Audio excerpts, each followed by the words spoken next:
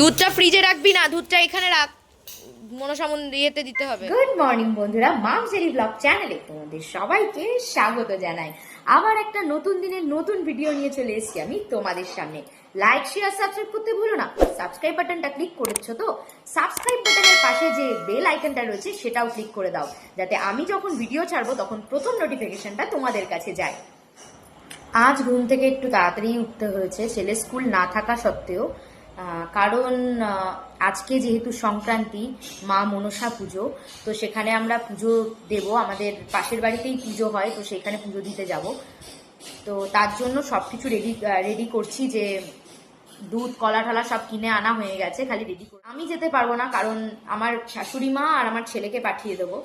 আমি যেতে পারবো না কারণ হচ্ছে আমাদের ঘরে কাজের বউ আসবে, দুধওয়ালা আসবে, তো ঘর ছেড়ে বেরোতে পারবো না।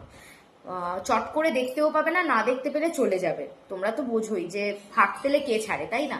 তো ওর জন্য আমি থাকবো। আমি খালি স্নানটা করে শাশুড়ি মাকে সব গুছিয়ে গাছিয়ে দেবো, দিলে উনি নিয়ে চলে যাবে।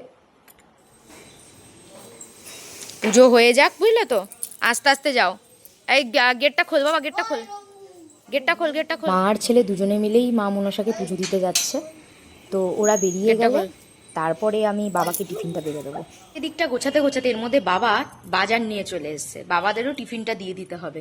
তো টিফিনটা আমি দিয়ে দিই, তারপরে তারপরে যা করার।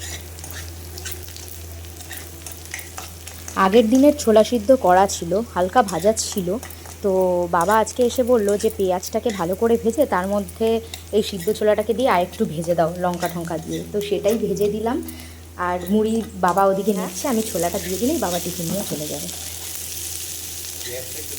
হ্যাঁ, পুরো একটু লাল লাল করে ভেজে তারপরে দিয়েছি। না, বাবা টিফিন নিয়ে চলে গেছে। বাবা মুড়ি দিয়ে ছোলা সিদ্ধ দিয়ে খাবে বলে আমি ছোলা সিদ্ধ ভেজে দিয়ে দিয়েছি। আর আমার হাজবেন্ড ছোলা সিদ্ধ খায় না, ও বলেছে ও পেঁয়াজ লঙ্কা দিয়ে খেয়ে নেবে বললো। ও কাঁচা ছোলাটা খায়, ও সিদ্ধ ছোলাটা খায় না। তো আমি ভাবছিলাম যাবো বলে, যে স্নান করতে ঢুকবো যাবো, কিন্তু যাওয়া আমার হলো না। আমার শাশুড়ি মা চলে গেছে। শাশুড়ি মা বললো যে আমি চলে যাচ্ছি, বা তোর যেতে হবে না, তুই বরঞ্চ ঘরে থাক, কারণ কাজের বউ আসবে, এখনো ঢোকেনি সে। তো যাই হোক, আমি ভাবছি তো বসে থেকে কি করব, আমি মাছটা কেটে নিই আগে। সত্যি কথা বলতে কি, অনেকের বাড়িতে সংক্রান্তিতে মাছ খাওয়া কিংবা মাংস খাওয়ার চলটা নেই, কিন্তু এই বাড়িতে মানে আমার শ্বশুর বাড়িতে অনেক নিয়মই মানে না, অনেক নিয়মই এদের মানে না। মানে আমার শাশুড়ি মা বলেছেন যে ওনাদের শাশুড়ি মা যেহেতু মানতেন না, তাই ওনারাও মানেন না। তো তোমরা কারা কারা নিরামিষ খাও অবশ্যই কমেন্টে জানিও।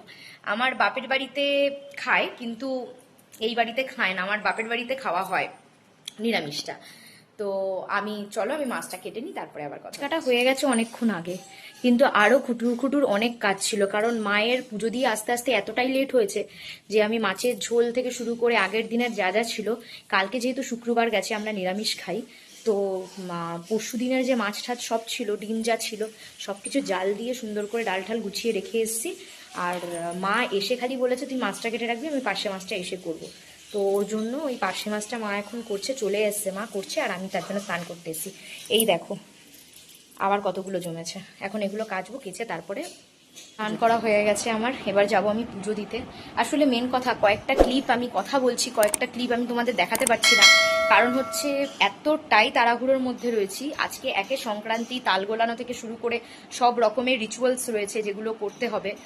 তো সেগুলো আমি বিকালবেলা ফেলেছি, কারণ সকালবেলা এত খাটাখাটনির পর এগুলো সম্ভব হয় না, হয়ে ওঠে না যদিও বা। তো আমি পুজোটা দিয়ে নিই, তারপরে উঠে তোমাদের সঙ্গে আবার কথা বলছি।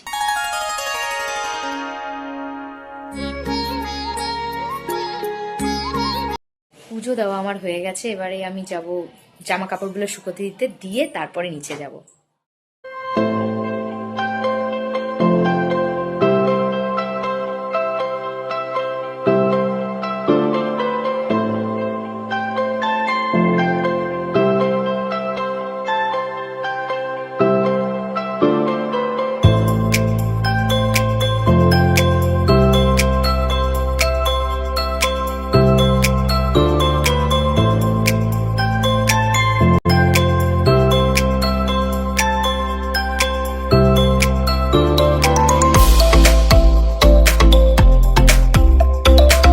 রান্না তো ছিলই, যেগুলো আমি গরম করে রেখে এসেছি। মায়েরও মাছের ঝোল ঠোল সব হয়ে গেছে, তো এখন খালি অপেক্ষায়, বাজে 1টা।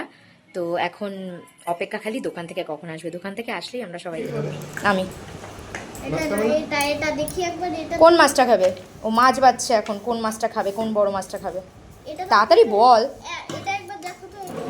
এটা এটা হ্যাঁ, ঠিক আছে। এটা সব থেকে একদম মোটু পাতলু। ও একটু মোটু পাতলু, আচ্ছা ঠিক আছে।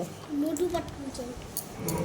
তো মোটু হলে একটু বেশি খাওয়াতে হবে। হ্যাঁ, দিচ্ছি দিচ্ছি। মোটু হলে একটু বেশি খাওয়ার হবে। হ্যাঁ, এই যে মা মাছ নিয়ে নিও। সকালবেলা থেকে যেমনি গরম লাগছিল, একদম রোদে পুড়ে যাচ্ছিল, এখন দেখো মেঘলা সেরকমই, দেখেছো? মেঘলা হয়ে গেছে, পুরো অন্ধকার হয়ে গেছে চারিদিকে। এবারে জানি না আদৌ বৃষ্টি হবে কি হবে না, কারণ কালকেও এরকম মেঘ করে আর বৃষ্টি হয়নি। বিভৎস গরম লাগছে, বিভৎস গরম লাগছে। ছেলেকে ঘুম পাড়িয়ে দিয়েছি আমি, ছেলে তো পড়তে গেছিলো আজকে, পড়ে চলে এসছে। আজকে বিকেলে ম্যাম আসবে না যদিও বা, তো সেরকম একটা খুব একটা তাড়া নেই ওর জন্য। তো ছেলে ঘুমিয়ে পড়েছে যখন, আমার আর কোনো চিন্তা নেই। সত্যি কথা বলতে ওকে খাইয়ে দাইয়ে আগে ঘুম পাড়িয়ে দিলে আমার অনেকটা শান্তি লাগে। তো আমার ব্লগ তোমাদের কেমন লাগছে তোমরা অবশ্যই জানিও। লাইক শেয়ার সাবস্ক্রাইব করতে প্লিজ প্লিজ ভুলো না। আজকের মতন টাটা, কালকে আবার নতুন ব্লগ নিয়ে আসবো আমি তোমাদের জন্য। বাই।